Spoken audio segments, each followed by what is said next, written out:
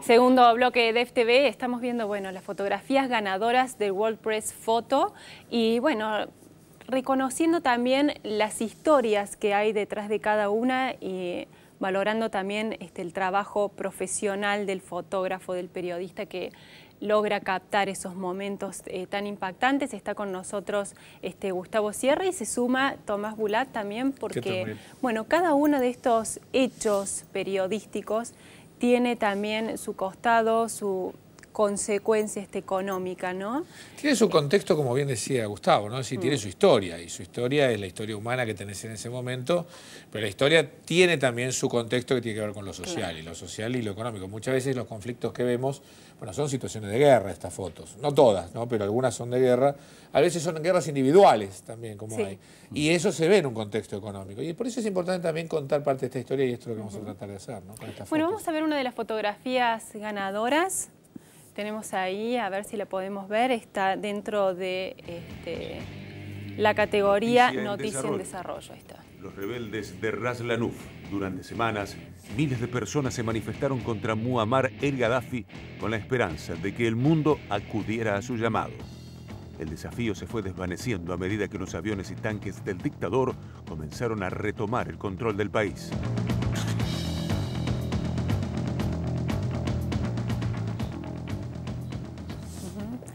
Bueno, vaya si es una fotografía con tanto movimiento, ¿no? Y acción detrás de la primavera árabe, que es sin duda uno de los hechos noticiosos más importantes, ¿no, Gustavo? Sí, ya llevamos un año de cambios en los países árabes, en algunos. En otros todavía esto está en desarrollo, y en casi todos en los cuales se produjeron las revueltas todavía hay una situación de caos, de desorganización, por lo tanto no sabemos muy bien las consecuencias, pero lo que sabemos es que hubo un pueblo decidido a luchar por sus derechos, y lo que vemos ahí en esa foto es a estos milicianos.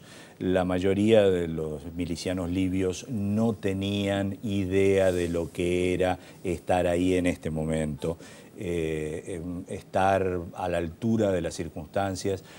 Cuando se producían estos ataques, saltaban de los tanques o de alrededor de estas baterías en las cuales estaban y salían en ese momento prácticamente despedidos del lugar por la falta de organización y de experiencia en el combate.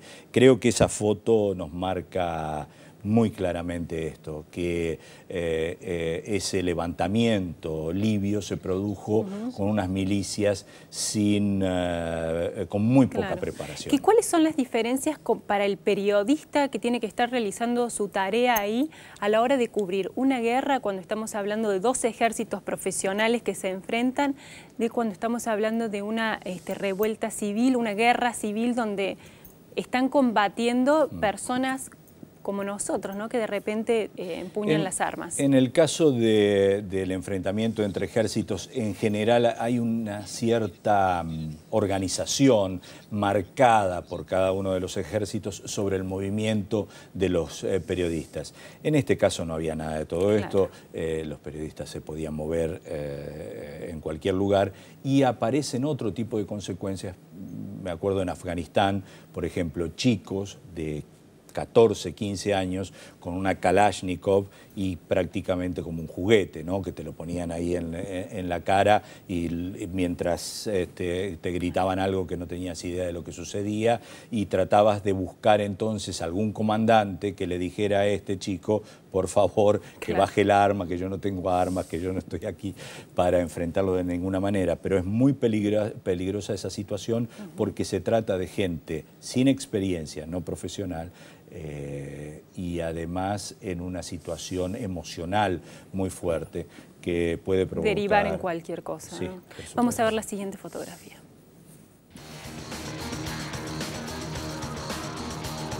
Personas en las noticias. Yasuyoshi Shiba ganó el premio dentro de esta categoría por su foto Tsunami. Estas dos mujeres observan una imagen de la devastación. Un barco que quedó varado en el techo de una casa. Tomás, fue realmente complicado para Japón, ¿no? Para Japón reponerse, sigue siendo complicado reponerse de semejante por dos cuestiones, catástrofe. digamos. La primera tiene que ver con los daños propios que te hizo el tsunami. De hecho, por ejemplo, la producción automotriz en Japón bajó terriblemente, tiene consecuencias económicas. Y después la discusión, si bien la imagen fuerte es la del barco, ¿no? Que habla, lo que creo de la imagen, de la sensación de lo que se entienda lo que fue este tsunami. Es decir, puso ese barco arriba de un edificio para que se entienda lo que pasó.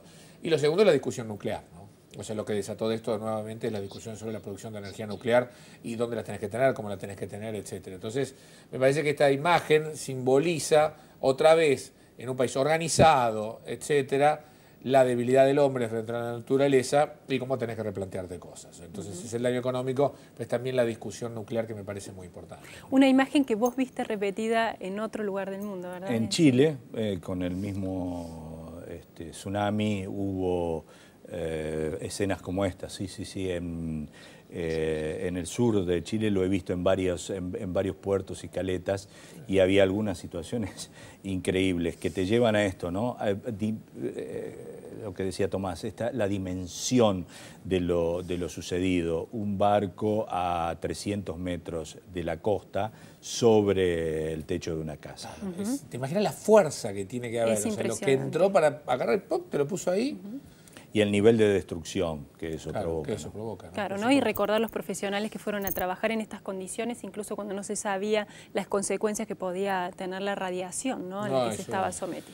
La radiación es un problema grave y no es muy difícil de dimensionar en el momento, porque no hay nada que vos veas. Ahí en el momento no te pasa nada. ¿A qué estás sometido y las consecuencias que eso te va a conllevar, ¿no? Vamos a ver la siguiente.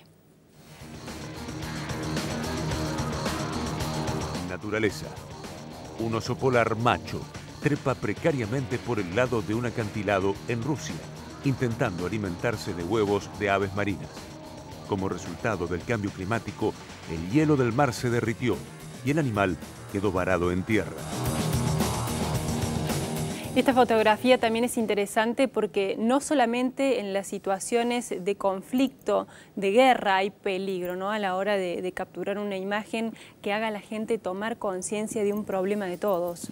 Sí, se necesita desde ya un gran profesionalismo, una enorme paciencia e infraestructura para poder llegar a captar este tipo de fotos, porque eso significa viajar a ciertos sectores del mundo donde no hay posibilidades de hacerlo habitualmente. Por ejemplo, no sé, estuve en la Antártida hace 3 años atrás, donde vi el cambio climático, las consecuencias del cambio climático absolutamente claras en la península antártica, y ahí un fotógrafo como estos, en general, le lleva semanas poder hacer esa toma.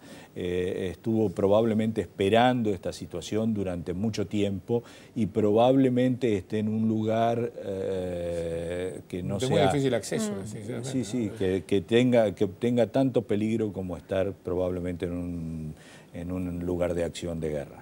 Y el calentamiento global, que tiene consecuencias para el oso polar, que está ya en peligro de extinción porque no logra alimentarse, porque se está reduciendo su espacio vital, pero que también tiene consecuencias para el ser humano, ¿no? O sea, definitivamente lo va a tener para nosotros. Digamos, lo que pasa es que el ser humano también lo que tiene es cierta capacidad de adaptaciones, ¿no? O sea, no por nada. En realidad, ya el ser humano en estos últimos años viene moldeando a la Tierra.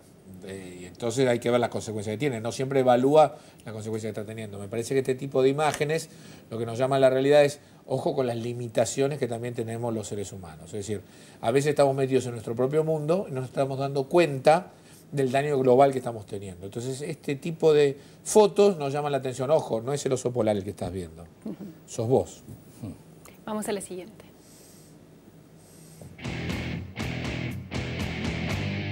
Información general.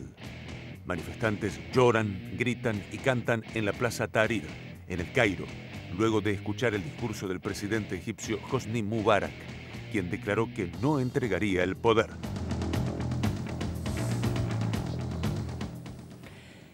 Gustavo, ¿cómo es esta efervescencia que va surgiendo en la gente cuando ya dice basta? cuando está ¿Te imaginas la rabia que tienen estos hombres? ¿no? Pertenecen a una generación que se crió bajo la dictadura, con restricciones enormes, con muy pocas posibilidades de desarrollo profesional, personal, cultural, si no participás de alguna manera de esa dictadura, si no aceptás de alguna manera las imposiciones de esa dictadura.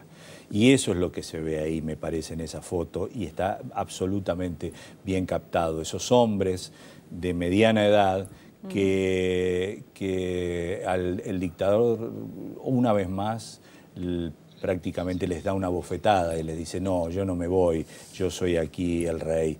Y me parece que tiene que ver con eso, y eso, esa noche, eso fue lo que terminó por crear la revolución egipcia. Y bueno, veamos las consecuencias ahora, veamos hacia dónde lo lleva esto que ha sucedido, pero fue el grito de basta, ¿no? Donde también el factor económico jugó su papel, Decía, ¿no? El precio de los alimentos, muy interesante, la falta de claro, trabajo. el precio de los alimentos había crecido muchísimo ese año. Vos pensás que subieron casi 20% con una inflación promedio de 7%. Y entonces lo que te genera también es la necesidad de cambio, pero cuando la economía empieza a ir mal, esa necesidad de cambio realmente se expande muy rápidamente. Por eso las grandes crisis y estas revoluciones vienen cuando también tenés una parte económica. Y de hecho, África en general está en un buen momento, estos países están pasando en términos macroeconómicos un buen momento, pero el tema de los alimentos se les convirtió en un tema clave, no resuelto todavía, ¿eh? Es decir, el tema de los alimentos está siendo un tema en toda la parte de África del norte muy complicado. Antes de pasar a la siguiente fotografía, me gustaría, Gustavo, que pongas de relieve la importancia, ¿no?, de la difusión de estas imágenes cuando hoy por hoy están ocurriendo las atrocidades que se siguen cometiendo en Siria, por ejemplo, ¿no? Para que la comunidad internacional reaccione. Es fundamental para que se sepa. Hay algo que ya en la academia se llama el efecto CNN, que es el momento en que una cámara occidental, de una cadena de televisión occidental, aparece en un lugar y pasa esa imagen a todo el mundo.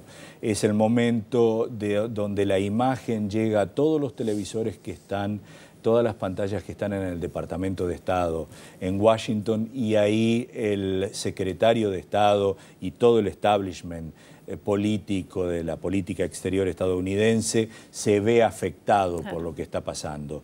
Esto es importante en ese sentido, sobre todo en la búsqueda de la ayuda humanitaria. En un momento en que tenemos una ciudad asediada como la de Homs, hay otras en Siria, pero donde está siendo bombardeada desde hace ya un mes casi sin parar, donde hay cientos y cientos de muertos todos los días, donde esta última semana atacaron específicamente una casa donde estaban los periodistas, y lo sabía el ejército de Bashar al-Assad, y a pesar de eso disparó, y no solo bombardearon la casa, sino que después dispararon cohetes que terminan matando a 2 de los corresponsales allí. Todo esto termina obviamente teniendo esa repercusión y llevando a primer plano no lo que le sucede a los periodistas, que esto